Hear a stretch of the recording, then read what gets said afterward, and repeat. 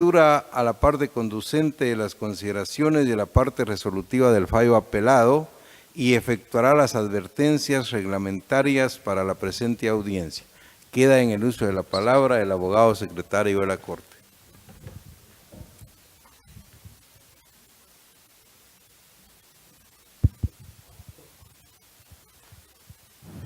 El amparo, quien lo promueve, indica como acto reclamado la resolución dictada con fecha 14 de septiembre de 2016 que emitió el juez de primera instancia penal narcoactividad y delitos contra el ambiente del departamento de Izabal dentro de la causa penal identificada con el número C-18002-2012-00467, por medio de la cual se resolvió vincular a la Universidad del Valle de Guatemala a dicho proceso como tercero civilmente demandado. La Sala Mixta de la Corte de Apelaciones del Departamento de Izabal, constituida en Tribunal de Amparo, en su sentencia de primer grado fechada 27 de diciembre de 2016, consideró: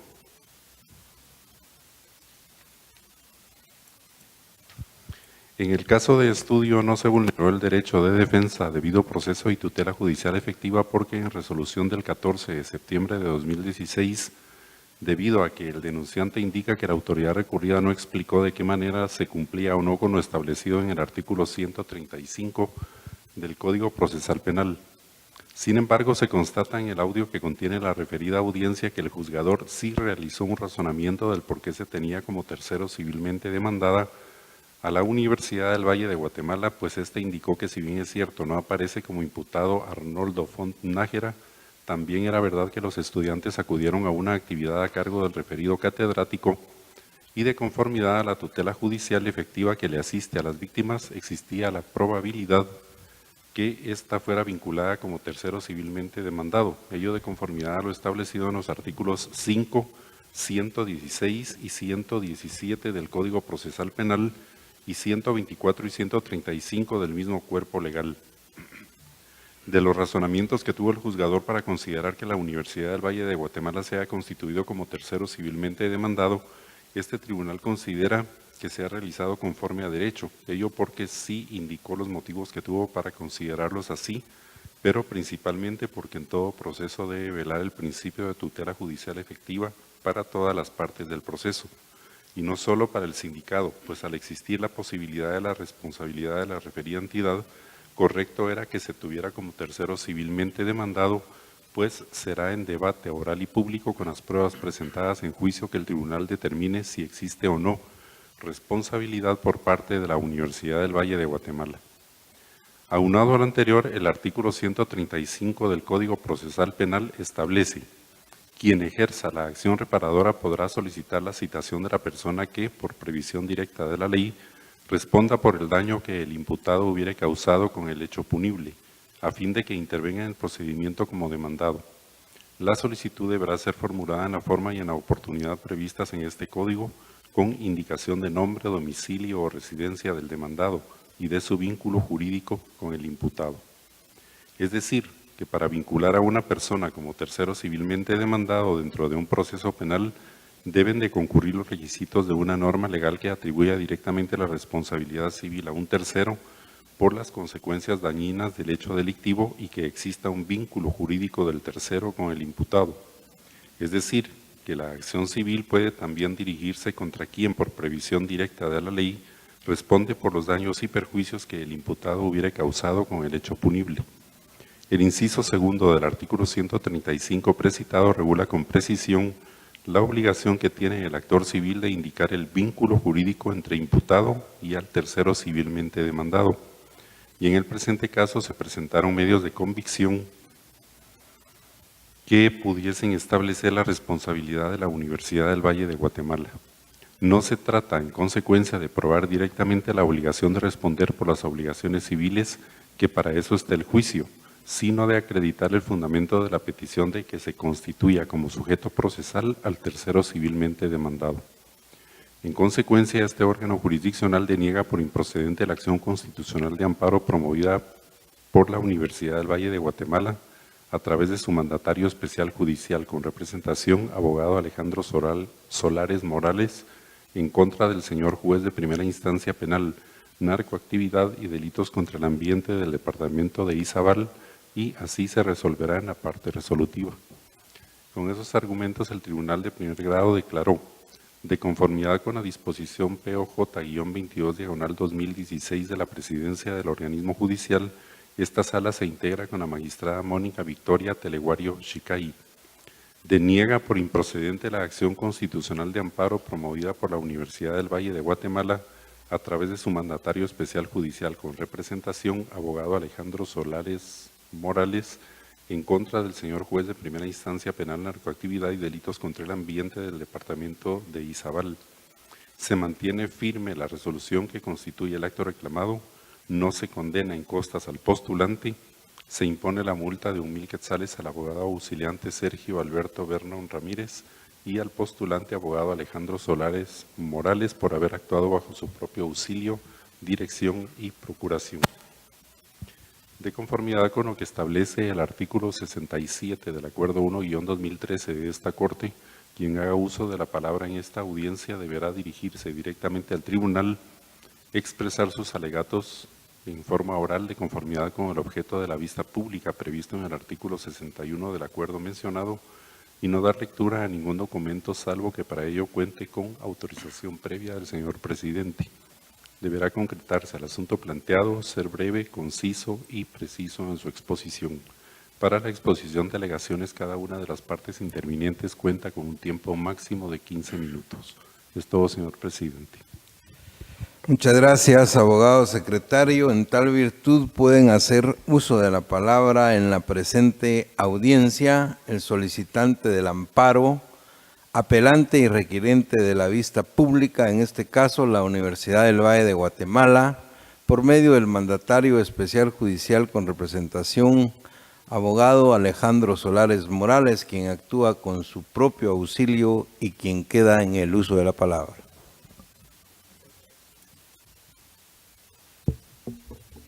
Muchas gracias. Muy buenos días, honorables magistrados de la Corte de Constitucionalidad. Yo estaré presentando en representación de la Universidad del Valle de Guatemala, o UVG, los alegatos en el día de la vista. Para el efecto he estructurado mis alegatos en 3 secciones. Primero me estaré refiriendo a los antecedentes del proceso penal subyacente a la presente acción de amparo, luego al acto reclamado y los agravios constitucionales que se continúan y se mantienen al día de hoy, y por último las conclusiones y pretensiones finales de la presente acción de amparo. Como antecedentes, señores magistrados, la Universidad del Valle de Guatemala es una institución académica sin fines de lucro que se dedica a la formación de profesionales y a la educación superior. Dentro de su ofrecimiento de educación tiene una facultad de biología que tiene dentro de su pensum realizar actividades de campo en la preparación de los biólogos para que pongan en práctica lo que han estado aprendiendo en aulas.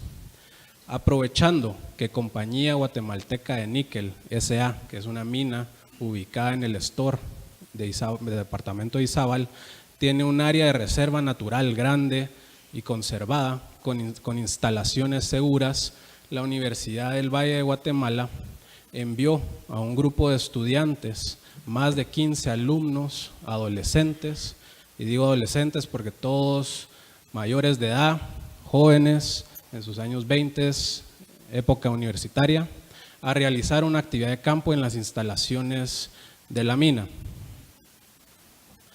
CGN contaba en ese momento con un biólogo de planta que facilitaba para que los alumnos de biología pudieran participar en estas actividades acompañados de personal capacitado y técnico proporcionado por CGN, Compañía Guatemalteca de Níquel. En esas actividades es en la época de Semana Santa, aproximadamente del año 2012, en donde se envía este grupo de más de 15 estudiantes y realizando una actividad de campo, sucede un trágico accidente en donde 3 de nuestros alumnos pierden la vida. Nuestros 3 alumnos estaban acompañados del biólogo en una lancha que fue una lancha artesanal pequeña que fue proporcionada por la mina para realizar la actividad. Hubo un desequilibrio repentino que provocó que la lancha volcara. y sucede esta tragedia en donde 3 de nuestros alumnos pierden la vida. Inmediatamente después del accidente empiezan un montón de especulaciones respecto de qué había sucedido. Había cometido un homicidio, había habido un asesinato, varias teorías. Y así inicia una denuncia penal en contra del biólogo y el Ministerio Público inicia con la investigación para determinar qué fue lo que sucedió.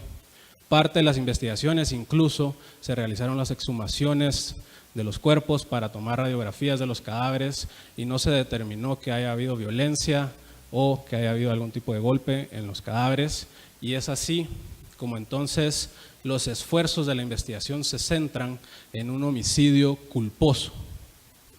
Esto, por supuesto, amarrado a una pretensión económica de indemnización en concepto de reparación digna en contra de la Universidad del Valle de Guatemala y de Compañía Guatemalteca de Níquel como terceros civilmente demandados por un monto de 4 millones de quetzales en ese momento. Me refiero en ese momento porque el proceso penal ha continuado su curso desde el momento de la presentación de la presente acción de amparo hasta el día de hoy. Hace unos meses se llevó a cabo la audiencia de etapa intermedia en la cual el Ministerio Público solicitó la aplicación de un procedimiento abreviado con la anuencia del sindicado y la anuencia de los querellantes adhesivos. Con eso se ahorrarían el debate y se irían directamente a una sentencia. Pretensión que además modificó en el concepto de resarcimiento y aumentó de 4 millones a 30 millones de quetzales. Por dicha, el juez, en uso de una buena razón, rechazó la solicitud del Ministerio Público, precisamente porque este caso sí amerita que se vaya a debate, sí amerita que se haga una investigación, que se diligencien los medios de prueba y que se determine realmente qué fue lo que sucedió el día de los accidentes. Esta es una postura que la Universidad del Valle ha adoptado desde el inicio del proceso. Son nuestros estudiantes y queremos averiguar qué fue lo que pasó.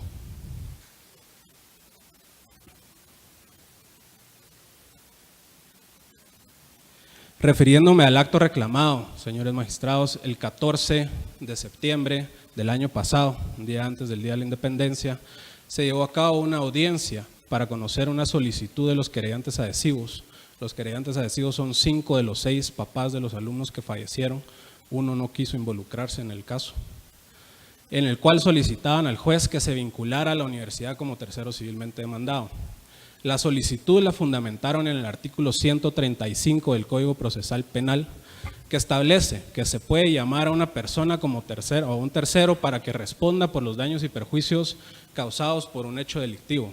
Pero para ello establece 3 requisitos muy puntuales, claros y sencillos.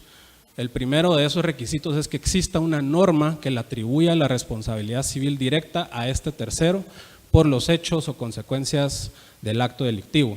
No podemos pretender llamar a un tercero para que responda por los actos de alguien más sin ningún tipo de fundamento. Debe de existir una norma que así lo establezca. Estas normas son las contenidas en el Código Civil en la sección de la responsabilidad civil proveniente de hechos o actos ilícitos. El segundo requisito es que la solicitud se formule en la oportunidad prevista por la ley. ¿Qué oportunidad es esta?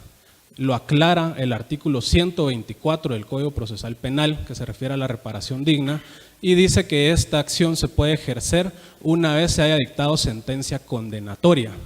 Esto tiene lógica, pues si estamos discutiendo responsabilidad civil proveniente de hechos o actos ilícitos, estos hechos o actos primero tienen que ser declarados ilícitos en una sentencia condenatoria. Como mencioné anteriormente, actualmente nos encontramos en una fase de etapa intermedia y no se ha dictado sentencia.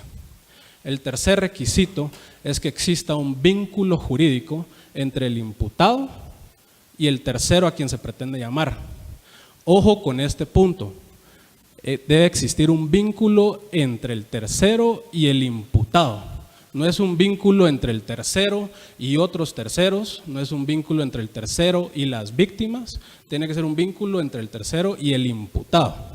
El imputado en este caso es el biólogo que trabajó para Compañía Guatemalteca de Níquel. Y además, no es cualquier vínculo, dice el artículo 135, tiene que ser un vínculo jurídico. Es decir, tiene que provenir entonces ese vínculo de la ley o de un contrato del cual surjan derechos y obligaciones para las partes. ¿Qué partes? El imputado y este tercero a quien se pretende llamar al proceso. Los querellantes adhesivos en esta solicitud indican que la Universidad del Valle de Guatemala estuvo a cargo de la actividad, que el catedrático de la Universidad del Valle, señor de apellidos Font Nájera, estaba también a cargo de la actividad y se encontraba en el lugar. El señor Arnoldo Font Nájera, catedrático de la universidad, no es imputado dentro del presente proceso, ni dentro de ningún otro, no es parte. También indican que como norma o previsión directa que nos atribuye la responsabilidad, entre otros artículos que no son pertinentes porque se refieren a la responsabilidad civil en general, citan dos muy puntuales. El primero, lo referente a la responsabilidad de los propietarios de embarcaciones o de medios de transporte. Las personas o entidades propietarias de medios de transporte serán responsables de los daños y perjuicios que se causen por los pilotos o choferes que tengan a su cargo estos medios de transporte. Este es el ejemplo típico de un camión que tiene un accidente y la empresa dueña del camión va a responder como tercero civilmente demandado. La siguiente norma que podría quizás más asemejarse a este presente caso es la responsabilidad civil de los patronos que van a responder por los actos de sus empleados. En este caso, señores magistrados de la Universidad del Valle de Guatemala, no era patrono del biólogo que es el imputado en este caso. Voy a repetir estos dos puntos que son muy claves. La Universidad del Valle de Guatemala no era propietaria de la embarcación en la cual se causó este trágico accidente y la Universidad del Valle de Guatemala no es la patrono del imputado dentro de este caso. A pesar de estos argumentos de oposición, en la audiencia del 14 de septiembre se emite una resolución en la cual se vincula a la Universidad del Valle de Guatemala como tercero civilmente demandado. Con la venia del señor juez, me permitiré citar muy brevemente la parte considerativa del juzgado de la autoridad impugnada por medio de la cual se vinculó a la Universidad del Valle de Guatemala. Al lugar puede hacerlo, abogado. Muchas gracias, señor presidente. La autoridad impugnada resolvió vincular a la Universidad del Valle de Guatemala considerando para el efecto que los estudiantes no llegaron por su propia cuenta y que estaban a cargo de un catedrático que pertenecía a la Universidad del Valle de Guatemala, catedrático que, como mencioné, no es imputado. Y por tanto debe aplicarse al máximo el principio de tutela judicial efectiva de que las víctimas tienen derecho a una reparación digna. Por supuesto que las víctimas tienen derecho a una reparación digna, pero para eso se deben de seguir los requisitos y el procedimiento establecido. Esta resolución viola flagrantemente los derechos de defensa y debido proceso, viola el derecho de tutela judicial efectiva y viola el principio de sujeción de la autoridad a la ley de la Universidad del Valle de Guatemala. Se violan porque el juez no se basó en el artículo 135 para emitir su resolución. Más bien el juez tomó argumentos emocionales y discrecionales no basados en los requisitos para emitir esta resolución. Considérese que incluso en la resolución ni siquiera mencionó con base en qué norma nos está atribuyendo la responsabilidad. A la presente fecha no sabemos qué norma de las de responsabilidad civil es la que nos debe de aplicar. No sabemos cómo defendernos ante esa violación de nuestros derechos.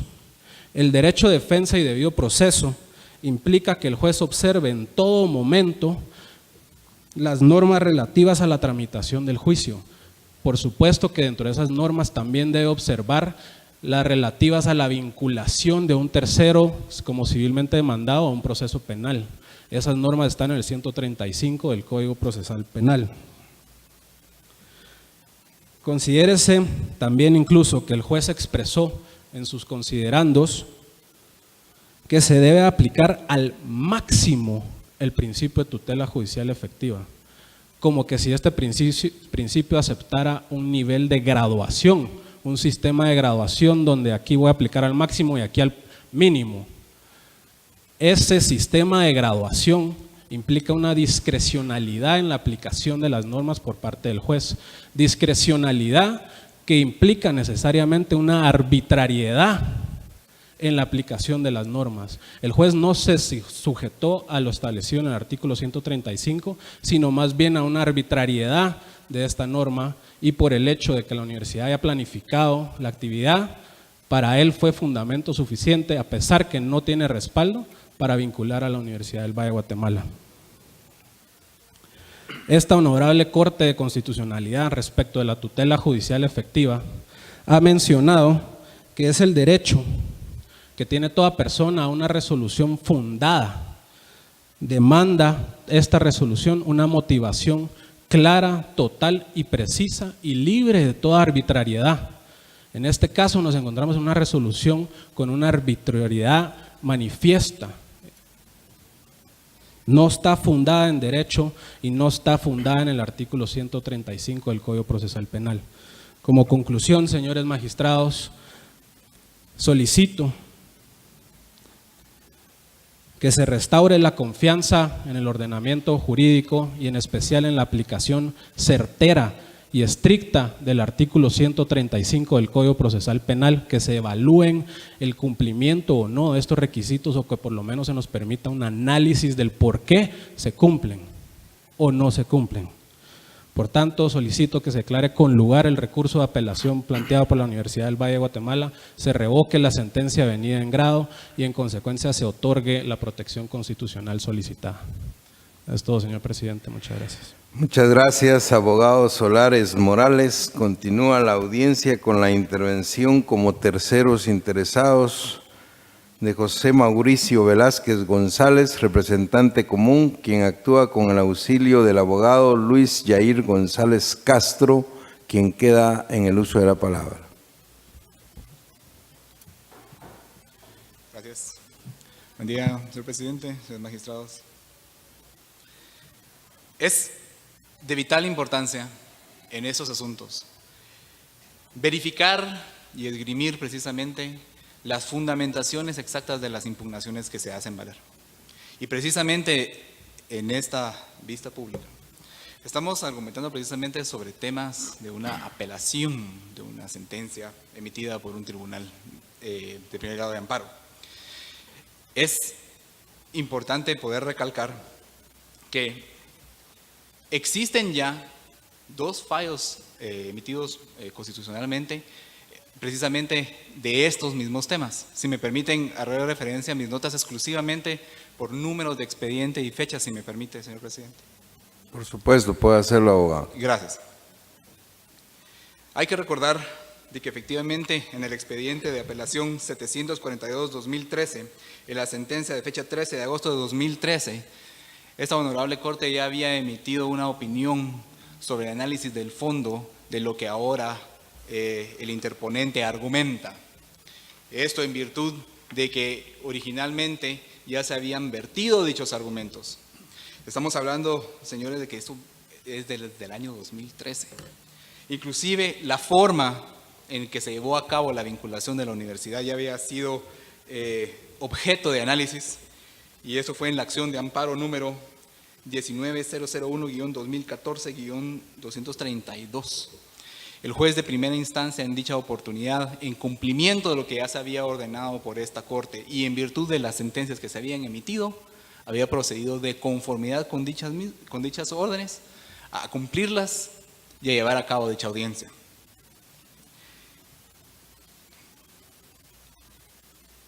Nuestra solicitud de vinculación de la Universidad del Valle de Guatemala fue efectivamente presentada con fecha 20 de marzo del año 2013. Es decir, venimos haciendo una lucha por tratar de que fuéramos nosotros escuchados ante el juez correspondiente. Sin embargo, la universidad y el otro tercero civilmente demandado involucrado en este expediente, la mina, ellos han mantenido una reiterada ataque en contra de nuestros avances. Afortunadamente, hemos llegado precisamente a la etapa intermedia, la cual ya tuvo conclusión.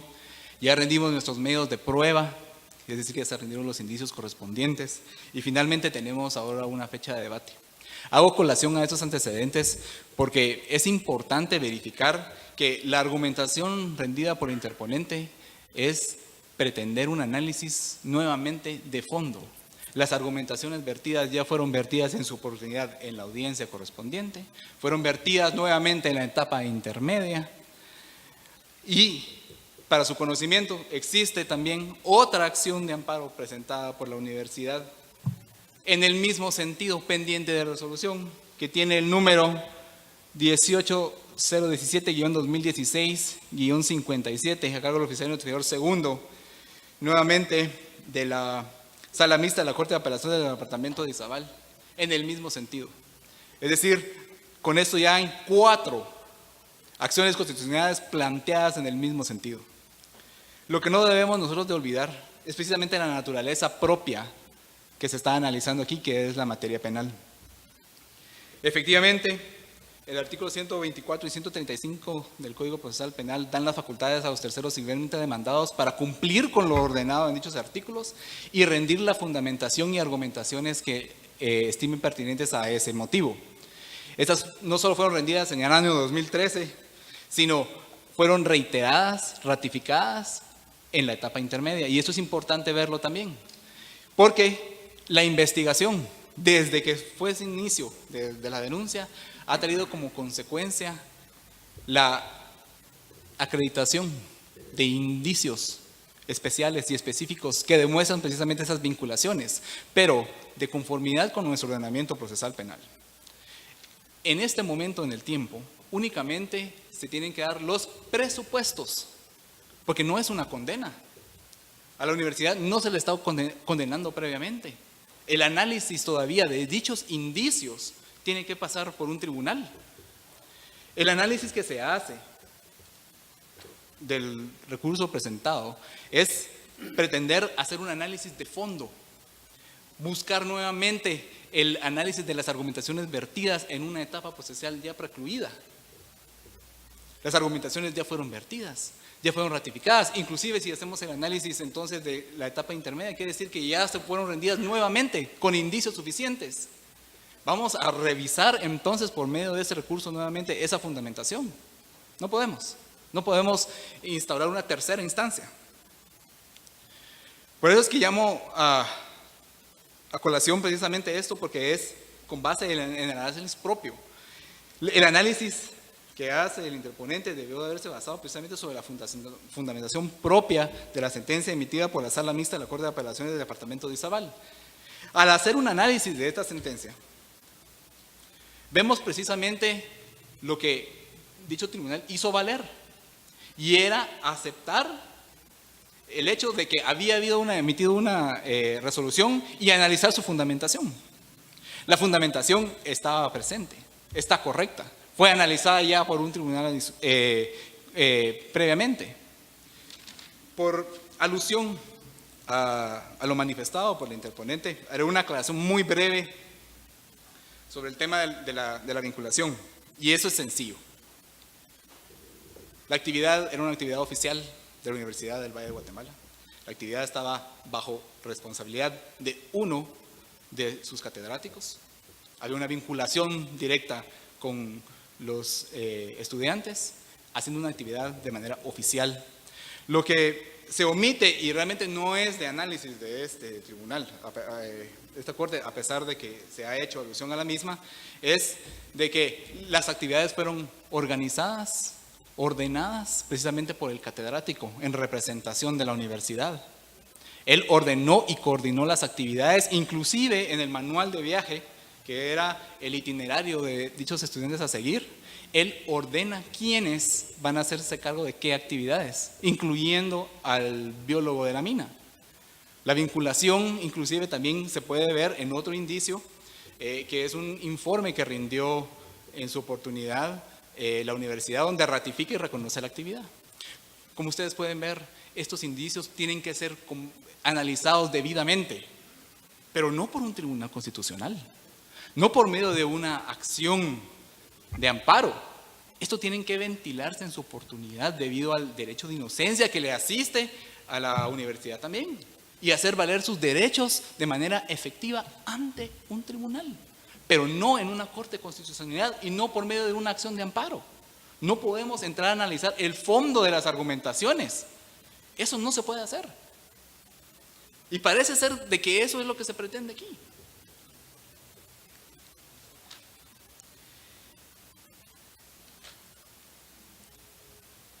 Las impugnaciones vertidas dentro del recurso y argumenta la violación al derecho de defensa y debido proceso. La universidad ha estado presente y ha ejercido sus derechos en todo a lo largo de dicho proceso penal. Y lo ha hecho de manera proactiva durante todo eso, durante todo ese tiempo, perdón. Lo que significa de que su derecho de audiencia no ha sido violado. Su derecho de impugnación, de protesta tampoco, no se le ha vedado en ningún momento que así lo haga. Y tampoco quiere decir que las acciones que ha presentado no sean improcedentes o no debió de haberlas presentado, al contrario, tiene el derecho de hacerlo. Lo que no tiene derecho de hacer es pretender analizar el fondo de sus argumentaciones que a la presente fecha no han dado los resultados que él espere o espera, nuevamente por un tribunal constitucional. También habla del que se ha violado la tutela judicial efectiva. La tutela judicial efectiva, y dicho principio, ha enmarcado el actuar judicial. Y es precisamente que debe de verse esto de manera conjunta con la actividad del ejercicio del criterio judicial. La fundamentación que utilizó el juez de primera instancia la hizo debidamente fundada, y está en el audio, y solicitó que se escuche el mismo, y se puede verificar que sí hubo esa fundamentación. Pero la tutela judicial efectiva no puede venir a ser reclamada su violación de manera antojadiza o solo porque una resolución no conviene a sus intereses. Al contrario, la tutela judicial efectiva viene a verificar que la emisión del actuar judicial se aplique de manera efectiva. Eso sí, pero no tratar de velar porque una resolución que no se adhiera a mis intereses puede ser impugnada. Finalmente, la sujeción de la autoridad a la ley.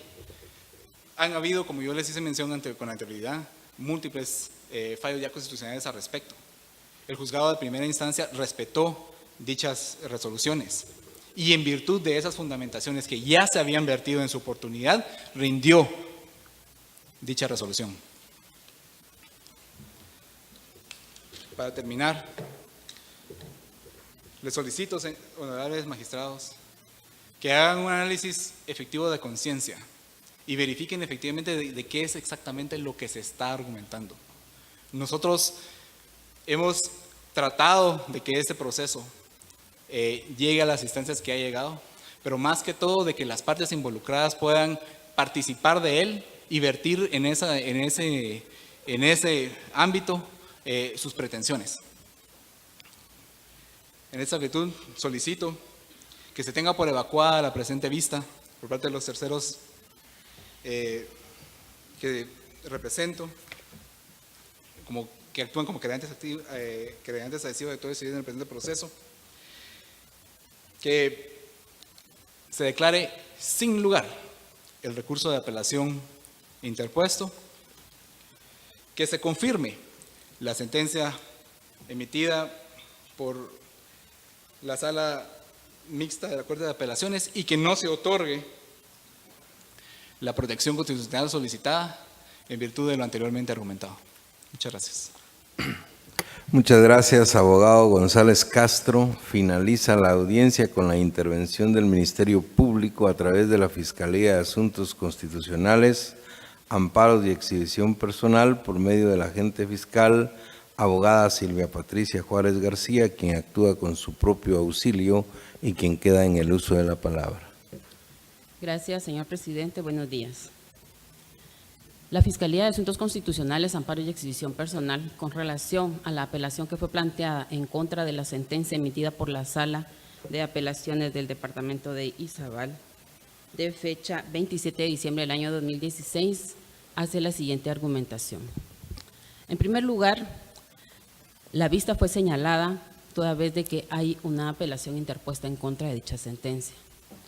Al hacer el análisis específico de la sentencia, se establece que efectivamente la Sala de Apelaciones, en su calidad de Tribunal Constitucional de Amparo, ha hecho el análisis establecido en la ley, ha verificado si existe o no transgresión a derechos fundamentales del amparista, en este caso, el debido proceso y la tutela judicial efectiva. Determinó que la resolución que fue emitida por el juez de primera instancia penal narcoactividad y delitos contra el ambiente de Izabal, de fecha 14 de septiembre del año 2016, efectivamente se encontraba ajustada a derecho y que en el momento en que fue emitida fue debidamente razonada y el juez estableció tanto las normas aplicables al caso concreto como el análisis de los hechos que se estaban en este caso analizando. Prueba de ello es que la misma Sala de Apelaciones, es decir, nuestro Tribunal de Amparo, ha establecido y ha hecho el análisis y ha escuchado un audio en el cual se puede verificar que la autoridad recurrida no transgredió derechos fundamentales del amparista. Es por ello que dicta una sentencia en la cual declara improcedente la acción de amparo que fue requerida. Es importante traer a colación lo que establece tanto el artículo 8 de la Ley de Amparo, Exhibición Personal y de Constitucionalidad como el artículo 265 de la Constitución Política de la República de Guatemala. ¿En qué momento entra el Tribunal Constitucional a hacer esa protección o esa reparación de derechos que han sido vulnerados? Única y exclusivamente cuando existe un agravio en contra del amparista. En este caso estamos ante un acto que no es ningún acto arbitrario.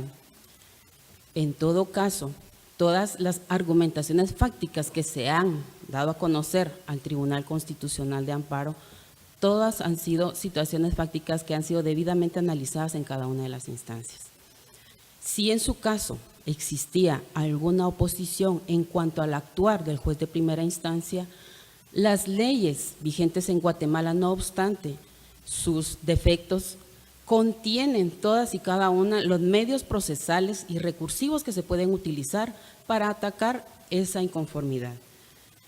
En el presente caso se advierte de que efectivamente la sentencia del Tribunal de Amparo ha establecido que no existe vulneración de derechos fundamentales. En ese orden de ideas y tomando en consideración los mismos fallos jurisprudenciales que han sido emitidos por esta Corte, en donde el amparo no puede ser utilizado como una instancia revisora, y en este caso está siendo utilizado como una instancia revisora.